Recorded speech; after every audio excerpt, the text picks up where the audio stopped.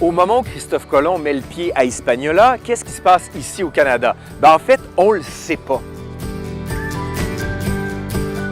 Ce qu'on sait, on sait que les Vikings qui sont venus ici, notamment sur la péninsule de la Gaspésie, ou encore les Basques qui venaient pêcher et qui ensuite retournaient en France. Donc, c'était connu qu'il y avait, si ce n'était pas un continent, au moins il y avait des espaces de pêche. Mais très vite, après Christophe Colomb, la France va se dire, ben là, il y a un continent à découvrir, on va envoyer nos explorateurs. Et c'est en 1534 qu'on envoie Jacques Cartier qui part de Saint-Malo et qui arrive dans l'embouchure du Saint-Laurent. Et comme tous les autres qui découvrent quelque chose de neuf, il se dit « ça y est, j'ai trouvé le fameux passage vers la Chine ».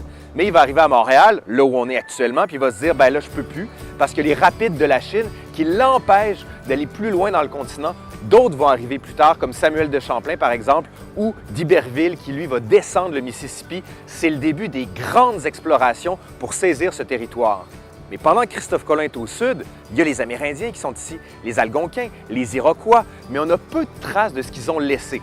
Ici, à Montréal, il y a le village d'Hochelaga, que Jacques Cartier va croiser en 1535. On ne sait pas où il est. En fait, même les traces archéologiques nous donnent 2 ou 3 espaces. Pourquoi? Parce que les Iroquois à l'époque et les Algonquins avaient l'idée de bouger sur le territoire. Donc, il n'y avait pas de territoire fixe pour un village. Sauf que, quelques années plus tard, au 17e siècle, quand les Français reviennent, là, il n'y a plus de traces d'Hochelaga. Les Autochtones ne sont plus là. Donc, de Maisonneuve et Jeanne-Mance vont dire « on va s'établir ici et on va appeler cette ville Ville-Marie, qui va peu à peu prendre le nom de Montréal ».